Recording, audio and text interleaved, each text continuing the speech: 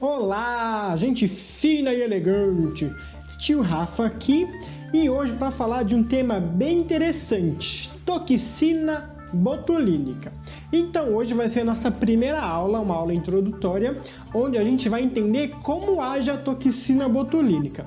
E aí nas próximas aulas a gente vai ver os pontos, as marcações, a parte prática, mas a gente vai vendo nas aulas posteriores. Nesse momento vamos entender então como age a toxina botulínica.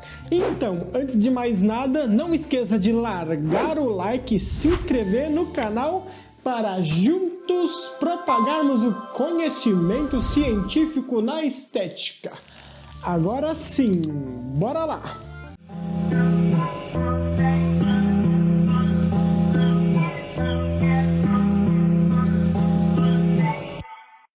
Então, para a gente começar a entender a toxina botulínica, a gente tem que falar dela.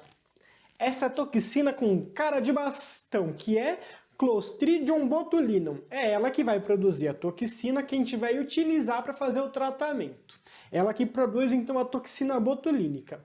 E existe hoje no mercado 8 tipos de toxina. Vai do A, B, C1, C2, D, enfim. Por aí vai. Mas pra gente na estética, a gente utiliza a toxina do tipo A, é a que a gente mais encontra. E ela, então, que a gente vai utilizar para fazer o Botox. E quais são os mecanismos de ação? Então, quando a gente quer entender como que o tratamento ele funciona, como a toxina ela vai agir, primeiro de tudo, a gente tem que entender como o músculo ele age, como que ele faz para contrair. E, na verdade, ele é bem simples, aqui a gente vai dar uma bela de uma resumida. Então, quando a gente quer contrair o músculo, a gente manda o sinal para o músculo, nosso cérebro manda essa mensagem para o músculo contrair, isso vale para o bíceps, vale para os músculos do rosto, da perna, não importa.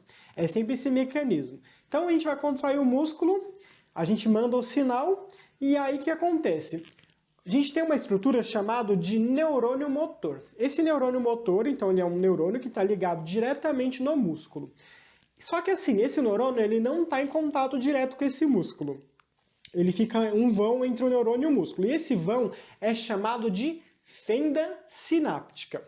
E aqui acontece, esse neurônio motor ele vai secretar acetilcolina dentro dessa fenda sináptica.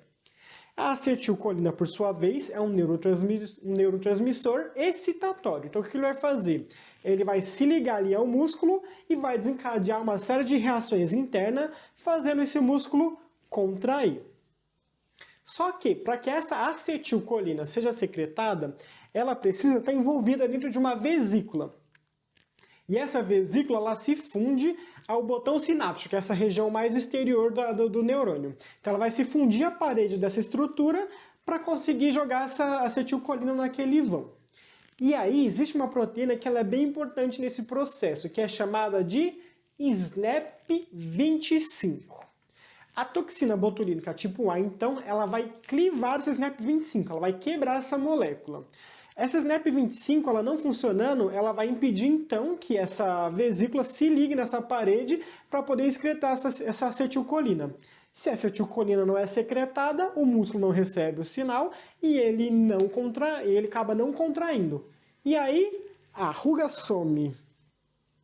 Só para isso aqui ficar mais ilustrado, para a gente entender melhor, vou colocar aqui uma animação para vocês verem que legal isso aqui em 3D.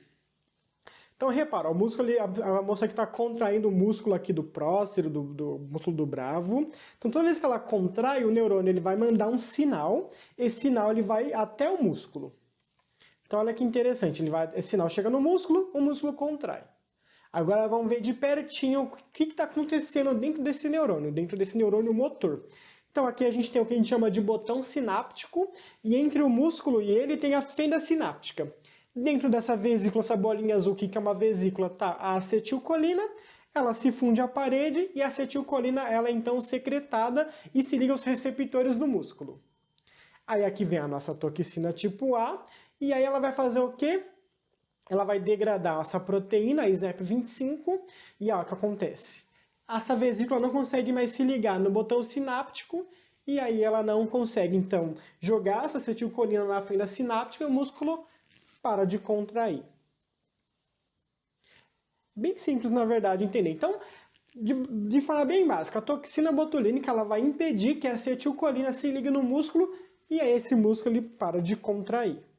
E aí é interessante também a gente falar o seguinte. Uma vez que a toxina botulínica não vai deixar o músculo contrair, então o que ele faz? É um relaxamento do músculo. Então a gente tem que entender o seguinte. Para quem esse Botox ele é indicado? Primeiro, existe dois tipos de ruga. Existe a ruga dinâmica e existe a ruga estática. Isso tem que ficar muito claro para quem trabalha com a toxina e tem que ficar claro para o paciente também. Vocês vão entender o porquê. Então, ruga dinâmica é a ruga que aparece só durante a expressão. Então, você levanta a sobrancelha, a linha de expressão aparece, você relaxa, ela some. Você sorri, o pé de galinha aparece, você relaxa, ela some. Faz uma cara de bravo, a linha aparece e relaxa, ela some. Então isso é uma ruga dinâmica, aparece só durante o movimento. Já quando a gente está falando de uma ruga estática, é aquela ruga que a gente olha para a pessoa e mesmo sem ela fazer expressão, sem mesmo o músculo estar contraindo, a linha está lá. Então ela é uma ruga estática, porque o músculo não precisa estar em movimento para aquela linha aparecer. Partindo então do pressuposto que a toxina ela vai relaxar a musculatura de uma ruga que ela está lá com o músculo relaxado, então não vai adiantar nada, aquela linha não vai sumir, porque você relaxar o músculo, mas a linha está lá, mesmo com ele relaxado, não vai fazer diferença. Então o Botox ele serve para aquele paciente que tem a ruga dinâmica. E aí é muito comum o paciente reclamar, ai, mas o Botox só dura 6 meses. E é aí que você entra com o contra-argumento. Porque o que acontece? O Botox é um tratamento que ele é muito mais preventivo do que corretivo.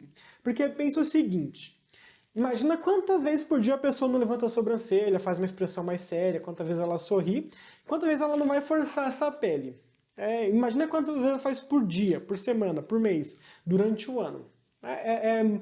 Muitas vezes que a gente repete as expressões. Então, tanto de você repetir uma expressão dinâmica, ela tende a se tornar estática. Então, o Botox ele tem uma ação muito mais preventiva do que corretiva. Por quê? Ele vai impedir que a pele, aquela linha de expressão, aliás, dinâmica, um dia se torne estática. Então, você vai evitar que aquela pele fique marcada. Vou colocar de exemplo aqui do lado uma foto do meu Botox. Essa imagem aqui foi a primeira vez que eu apliquei Botox. Então, essa testa aqui é a minha. E olha como as linhas de expressões eram bem mais profundas. Isso aqui foi feito em 2017. Agora, nessa outra imagem aqui, o Botox ele foi feito em 2020. Eu apliquei em 2017, 2018, 2019 e 2020. Eu faço uma vez por ano como prevenção. Em 2020, repara só como a linha de expressão está mais fraca. Vou colocar aqui agora as imagens comparativas. E olha só que interessante. Na primeira imagem, eu estou 3 anos mais jovem do que na imagem de baixo. Só que, como eu faço Botox sempre uma vez por ano, eu não só evitei que essa linha de expressão ela ficasse mais profunda, como eu fiz ela regredir.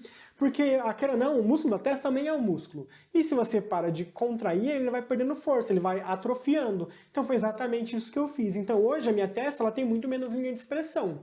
E ao longo prazo eu vou evitar que essas linhas um dia se tornem estáticas. Então o Botox ele é um tratamento muito mais preventivo do que corretivo. O que também não quer dizer que aquele paciente que já tem a linha de expressão estática não deva fazer o Botox. Para esse paciente também é indicado o Botox, só que tem que ficar claro para ele que aquela linha não vai sumir com o Botox e que é necessário ela fazer o Botox ali com um intervalo mais curto, talvez a cada 6 meses, e associar com outros tratamentos para a pele, tipo um microagulhamento, um CO2, um peeling, para ajudar aquelas linhas a irem suavizando. Aí se a pessoa ela faz o Botox com frequência, justamente para não deixar que essa linha estática fique mais profunda do que ela já é, e ela associa com outros tratamentos para a pele, a tendência é essas linhas irem sumindo. Agora, se ela simplesmente fala assim, não vou fazer mais, aí a tendência é ficar mais marcado ainda. Então, mesmo para quem tem a linha estática, ele também serve, só que ele é muito mais indicado para a linha dinâmica, ele é muito mais preventivo. Então, esse é um belo de um argumento para você usar para aquele paciente que acha que Botox não compensa, porque é muito pouco tempo, que não vale a pena, porque vale a pena sim. O custo-benefício do Botox é muito bom. Agora a gente tem que falar sobre um assunto que ninguém quer que aconteça, mas se acontecer a gente tem que saber resolver, que é como reverter um Botox que deu errado. Vamos dizer que você aplicou no ponto errado, não ficou legal o resultado final. Como a gente relaxa a musculatura, existe o risco de você relaxar, por exemplo, o músculo da pálpebra, daí você tem o que a gente chama de pitose palpebral, então a pessoa fica com o olho meio fechado. Ou se você travar muito a testa aqui na região mais lateral. Quando a gente for falar dos pontos, eu vou explicar um pouco melhor isso, mas pode acontecer da sobrancelha ficar muito baixa também, a gente tem uma pitose de sobrancelha. Então a gente tem que reverter esse botox. Imagina que deu algum problema e a gente precisa reverter esse botox. O que a gente vai precisar fazer? Se a gente perceber nos primeiros 15 dias, porque assim, quando a gente aplica a toxina, ela começa a agir nos primeiros 3 dias e ela vai ficar ali naquele músculo agindo por um período de 15 dias. Depois de 15 dias, a toxina já não está mais lá, mas o efeito dela continua. Então o que a gente precisa fazer? A gente percebeu na primeira semana que tem alguma coisa errada, a gente precisa aquecer aquela região para a gente degradar aquela toxina e a gente tirar o efeito dela. E como a gente pode fazer isso? A gente pode usar tratamentos como radiofrequência, ultrassom microfocado, qualquer coisa que vá aquecer aquela região. Porque se a gente aquece, a gente degrada aquela toxina e a gente cessa o efeito dela. Agora, passou 15 dias, o efeito já está lá. Se a gente ficar aquecendo, só aquecendo não vai adiantar muita coisa, porque a toxina não está mais lá. Então, o que a gente precisa fazer? A gente precisa fazer tratamentos que vão estimular a contração daquele músculo. E aí a gente tem duas coisas que a gente pode fazer. Uma delas são as eletroterapias, então aquelas estimulações de músculo, corrente russa, coisas que vão fazer realmente aquele músculo, forçar aquele músculo a contrair. E a gente também pode aplicar DMAI em pápula naquela região, porque o DMAI também ele ajuda na contração muscular. Então a gente pode usar esses dois artifícios aí, e a gente fazendo com frequência, a gente consegue aí talvez uma semana, 15 dias até reverter esse Botox. E por que depois, então, de um tempo, que esse Botox também ele passa o efeito? Por que o músculo ele volta a contrair? Uma coisa também que é legal a gente ter em mente é que, assim, aquele botão sináptico que ele foi afetado pela toxina, ele não vai mais voltar a secretar acetilcolina. O que o organismo ele vai fazer? Ele vai criar novos prolongamentos. E aí esses novos prolongamentos é que vão voltar a fazer aquele músculo voltar a contrair. E aí esse botão sináptico que não serve para mais nada, que ele perdeu a função dele, ele acaba sendo degradado. Então o organismo vai criar um novo botão sináptico. Basicamente é assim que acontece para o músculo voltar a contrair. O intervalo entre as aplicações elas pode ser feito de 3 a 6 meses, que é o tempo aí mais ou menos do tempo de ação da toxina, porque depois de uns 3 meses o músculo ele vai voltando a contrair, lá pelo 6º mês já não tem mais efeito nenhum, então aí você pode aplicar de novo. Só não pode aplicar com intervalo mais curto do que 3 meses. 3 meses eu até acho muito pouco tempo, assim, eu prefiro fazer com intervalo de 6. Mas até 3 ali dá para fazer, mas o ideal a cada 6. Se você aplicar com muita frequência, o que acontece? Como a gente está falando de uma toxina, o nosso organismo ele vai criar anticorpos contra essa toxina, daí ela tende a perder o efeito com o tempo. Então é importante a gente respeitar esse intervalo. E aí, logo depois que a gente aplica, a gente tem que passar alguns cuidados para o nosso paciente. E aqui eu separei os cuidados em 2 grupos. O primeiro que a gente tem que passar para o nosso paciente é que ele precisa tomar alguns cuidados para evitar que esse Botox ele saia do lugar. Porque assim, quando a gente vai aplicar, a gente faz a marcação dos pontos e a gente quer que aquela toxina ela haja somente naquele ponto. Se ela sair um pouquinho do lugar, ela pode relaxar o músculo que a gente não quer e o resultado final não ser tão interessante. Então é importante seu paciente saber que as primeiras 4 horas são as mais importantes, é quando o músculo está absorvendo aquela toxina. E é por isso que a gente pede para ele não deitar nas primeiras 4 horas, porque dependendo da posição que ele deitar, da forma que ele se mexer, aquela toxina pode sair do lugar. E é importante, durante as primeiras 24 horas, ela não massagear essa região também, porque dependendo da forma que ela massagear, aquela toxina também pode sair do lugar.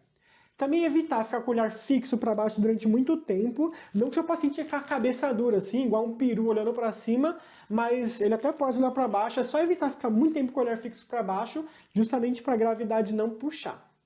Não fazer atividade física também nas primeiras 24 horas e evitar viajar de avião nas primeiras 24 horas para a pressão também não puxar essa toxina para baixo. E aí o segundo grupo de cuidados é para evitar que o Botox perca a sua eficácia. Então é bom evitar o uso de antibiótico, porque a gente está falando de uma toxina, né? Então o antibiótico ele também pode cortar o efeito do Botox.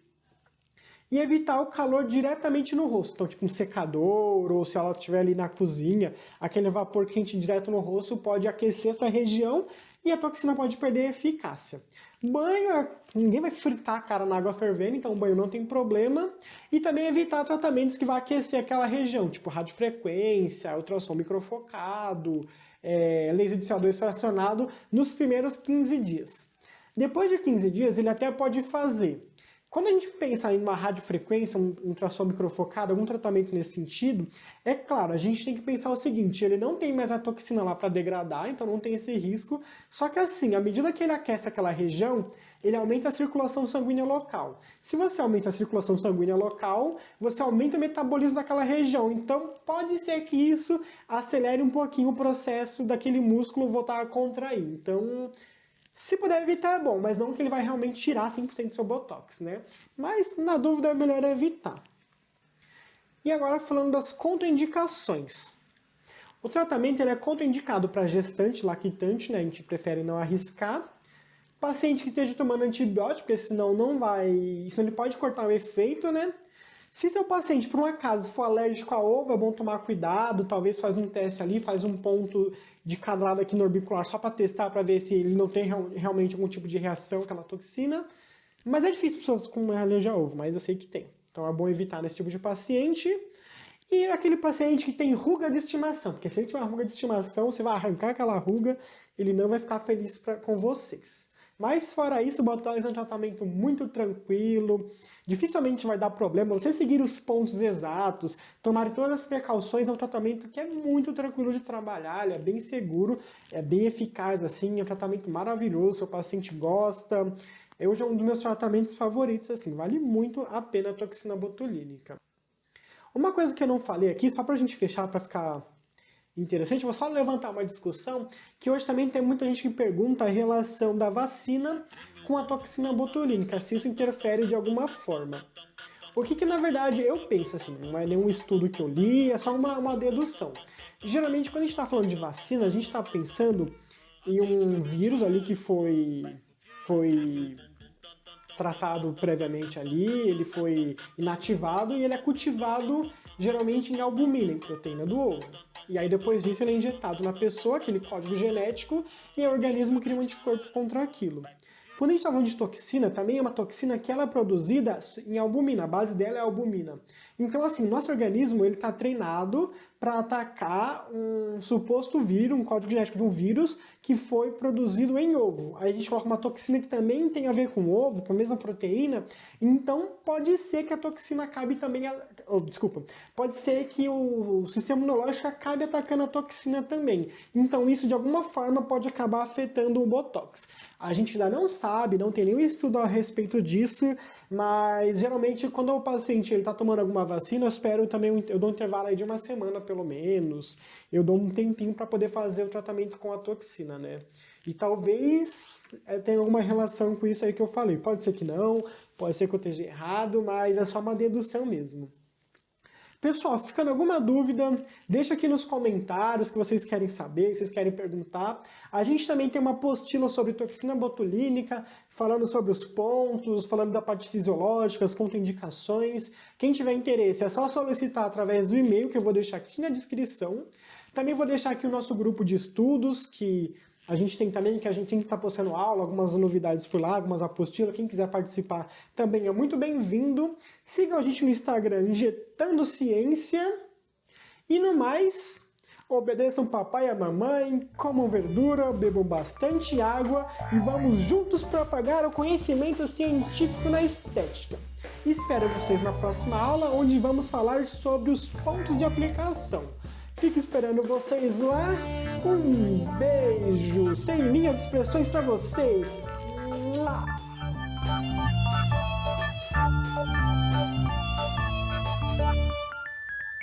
Deboche Produções.